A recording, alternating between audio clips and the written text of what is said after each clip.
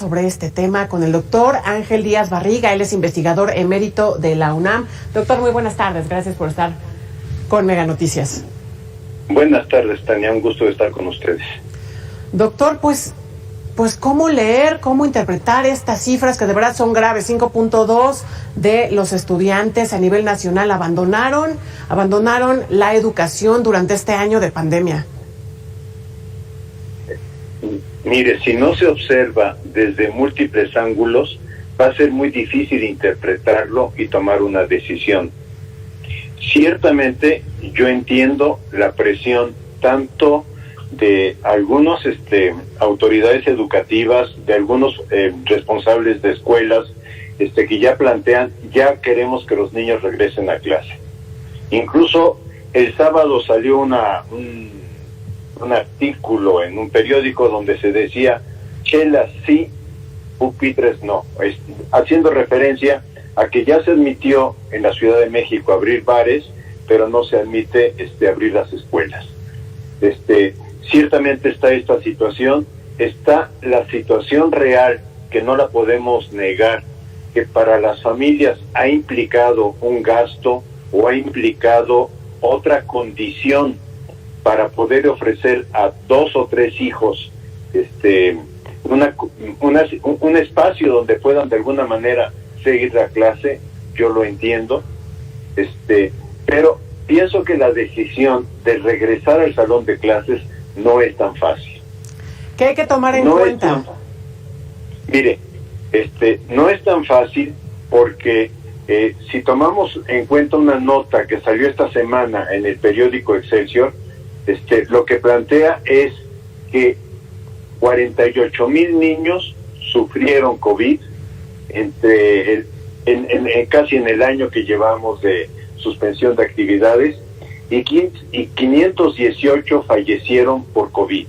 O sea, esto significa que los niños pueden ser también enfermos de COVID o pueden ser portadores de COVID. La semana pasada tuvimos una mesa redonda con maestras de primaria y profesores de secundaria. Y me llamó mucho la atención porque es una realidad.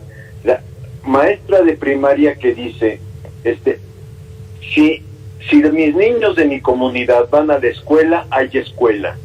Si los niños no van a la escuela, no hay escuela. Pero cuando se le pregunta, oye maestra, ¿y deseas que ya regresen a clase? Dice, por supuesto que no. En mi escuela solamente hay agua los lunes. ¿Cómo vamos a mantener un ambiente sano si solamente pueden lavarse las manos los lunes? El caso de una maestra. El caso de otra maestra de secundaria decía, es que no han visto ustedes los memes, pero si ven los memes, lo que van a ver estos chicos de secundaria en el salón de clase, sin conservar la distancia adecuada, pero aventando los cubrebocas al aire y diciendo, ay, yo recogí el de María, a ver a quién le toca el mío. Sí, dice, doctor. Nos va a pasar un contagiadero. Efectivamente es una circunstancia, no sé si está de acuerdo conmigo, una circunstancia que de verdad nos pone pues el foco rojo ahí en el tema educativo, pero lo que usted me está diciendo es que se tiene que tomar con cautela, porque bueno, no tenemos todavía la circunstancia necesaria en las escuelas, ¿no? Muchas de las escuelas, tenemos aquí incluso una cifra, 43,000 escuelas, 1 de cada 5 escuelas de educación obligatoria a nivel nacional, estoy de acuerdo con un estudio realizado por el desaparecido INEE en el 2019, dice que no cuenta con agua regularmente. Tendría que primero ponerse manos a la obra en ese tema y cuándo podría estar el regreso, porque a lo mejor efectivamente, como usted dice, se van a querer ahorita apresurar a regresar, como ya dijeron en Campeche, regresando de Semana Santa. Sin embargo, pues sí tenemos que establecer para asegurar que los pequeñines no van a resultar contagiados, ¿no? Yo quisiera decir 2 cosas. Una, tendría que ser algo muy diferenciado. Esto es, hay escuelas donde quizás se pueda regresar o donde quizá los niños de la letra de un alfabeto puedan ir el lunes, los niños de otros alfabetos puedan ir el martes, otros el miércoles, etcétera. Nunca vamos a recuperar, mientras no se controle la pandemia, que quede claro, nunca vamos a recuperar la clase regular que conocemos. Pero esa podría ser una salida, que las escuelas que tienen condiciones le den una condición más a los alumnos, que es garantizarles cierta distancia. Habría otra alternativa que la SEP no ha aprovechado, pero hay muchas escuelas en el país. No tenemos un estudio, honestamente, no tenemos un estudio. Hoy sale solamente un artículo de una profesora, ya no de un funcionario, de una profesora de primaria, donde dice, a ver, en mi escuela nos rebelamos contra Aprende en Casa 2. Y lo que dijimos es, a ver, el niño desde lo que está viviendo con sus padres, con sus abuelos, con sus hermanos, el niño desde ahí puede construir temas de aprendizaje. Hemos estudiado, decían este año, cómo se genera un virus. Hemos estudiado en qué países ha impactado más el virus, qué han hecho los países por el virus, qué pasa cuando la gente muere, qué sentimientos tiene la gente, etcétera. No me quiero extender en esto, pero sí, habría que aceptar, no podemos seguir el plan de estudios como lo habíamos pensado cuando no teníamos pandemia.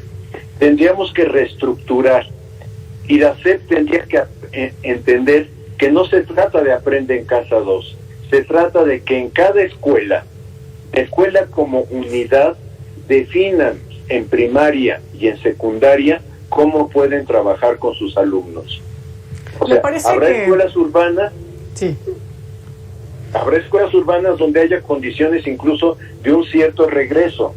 Habrá escuelas urbanas que ni siquiera tengan agua y que no puedan regresar. ¿Le parece que la SEP ha tenido la suficiente comunicación con la sociedad como para ver qué está trabajando? Porque bueno, llevamos un año en esto que usted bien señala, en el Aprende en Casa, pues con las clases, con las escuelas cerradas, y pues los pequeñines, pues como Dios les da a entender en su casa, quién tiene computadora, quién tiene televisión. Pero ¿le parece que tenemos la suficiente información? ¿Se ve que la SEP haya estado trabajando a lo largo de este año para garantizar el regreso presencial a clases? A ver, un compañero me decía, porque estábamos discutiendo, él apoyaba el regresar a clases, y yo lo que le decía es esto de la falta de agua, y me decía, bueno, la SEP es responsable porque en este año supo de cuántas escuelas no tenían agua y qué hizo. O sea, tenemos una situación donde la autoridad educativa también se desentendió del asunto, pensó que con Aprende en Casa resolvía el problema. No sé si me explico. Y las universidades pensaron que pasando a Zoom o a Classroom resolvían el problema. Y ese no es el asunto que tenemos. El asunto que tenemos es, por una parte, analizar que nuestro sistema educativo estaba y está en crisis porque no sabe qué contenidos son los principales que debe trabajar en la escuela. Y esto tendría que haber sido un momento para repensar cómo reorganizamos los contenidos de la escuela de manera que lo que aprende el alumno sea significativo y sea para su vida. Y en segundo lugar, habría que haber pensado en la infraestructura escolar. Y en tercer lugar, quizá fuera el segundo, haberle dado más espacio a que cada escuela reorganizara cómo trabajar. Ciertamente que si uno ve el informe que publicó INEGI hace unos días, uno encuentra que el WhatsApp, y esto es lo que sigue apareciendo en todos los eventos que tenemos, el WhatsApp, o sea, el celular con el WhatsApp es el instrumento que más se ha empleado en la pandemia para comunicación entre maestros y alumnos y entre maestros y padres de familia en el caso de primaria. Sí, doctor, ¿cómo garantizar que estos 5.2 millones de estudiantes vuelvan a las aulas? Y bueno, que no terminen con el crimen organizado, en una infinidad de cuestiones que no. Bueno, ¿cómo hacer que vuelvan al buen camino? Ahí tenemos un problema en donde fíjese que los datos del INEGI no nos dan suficiente información, o por lo menos yo no la he encontrado con toda claridad en la encuesta, porque en la encuesta lo que nos dicen es porcentajes de deserción, pero en los porcentajes de deserción no nos indican cuántos alumnos, o sea, nos dicen un número global, nos dicen han desertado 1.800.000 estudiantes, de los cuales 5.1 corresponden a escuelas públicas y 7 millones a escuelas privadas. De acuerdo, pero ¿de qué nivel educativo estamos hablando? En primaria o en preescolar no tenemos ese problema. En secundaria y bachillerato sí lo tenemos, no lo puedo engañar, sí lo tenemos. Pero si no podemos tener un dato todavía preciso de qué tamaño es la deserción, porque si me dan un porcentaje, pero no me dicen el número absoluto, yo no puedo, o sea, yo tendría que hacer los cálculos. Obviamente no los hice por el tiempo que me dieron para preparar la conferencia, la ponencia esta, pero si no podemos hacer el cálculo de cuántos alumnos estamos hablando, difícilmente vamos a poder pensar una estrategia para estos sujetos. Exacto, urgente que la SEP ponga manos a la obra, que se defina pues un camino de cómo, cuándo vamos a estar regresando. Yo siento que tiene que definir varios caminos.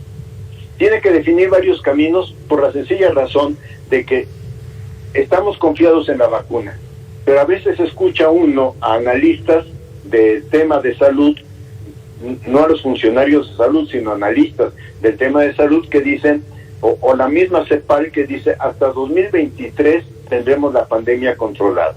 Entonces, si tomamos el escenario como un escenario posible, quizás no el optimista podría ser para agosto de este año o incluso para diciembre de este año. Entonces, la SEP tendría que irse preparando en distintos escenarios y frente a distintos escenarios ir viendo cómo va bajando responsabilidades a las escuelas. Yo insisto en eso, la SEP ha desconfiado de la unidad pedagógica que tiene este país, que es la escuela. ¿Quién conoce qué tipo de alumnos están? ¿Quién conoce? Porque esto fue interesante también en el caso de la profesora de telesecundaria con la que estuvimos en la mesa redonda. Ella decía, sí, tengo 4 o 5 alumnos desertados. Fui a su casa, yo maestra fui a su casa, hablé con su mamá, le pedí a su mamá que por favor me ayudara a que se reintegrara al trabajo educativo. La mamá no ayudó, dice, yo me quedé ya sin armas para poder seguir viendo qué hacía con este alumno. Pero entonces, sí, a lo que voy es el maestro, es la escuela la que sabe si es Juan, si es Pedro, si es Marta la que desertó, y es la escuela la que puede decir, a ver, ¿qué hago para poderlos invitar? ¿Puedo ser exitoso en lo que hago o puedo no ser exitoso en lo que hago? Claro. Sí me explico, pero si la SEP lo quiere hacer a nivel nacional, indudablemente que no hay forma de a nivel nacional. Yo ahorita estoy viendo la estadística del INEGI, de población inscrita y no inscrita, y le juro, no me dice gran cosa. Me dice, por ejemplo, en educación primaria hay 14 millones inscritos y hay 217,000 no inscritos. Sí.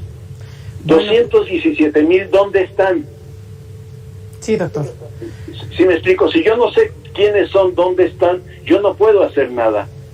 Sí, no basta con que yo haga una invitación, padres de familia regresen a sus niños.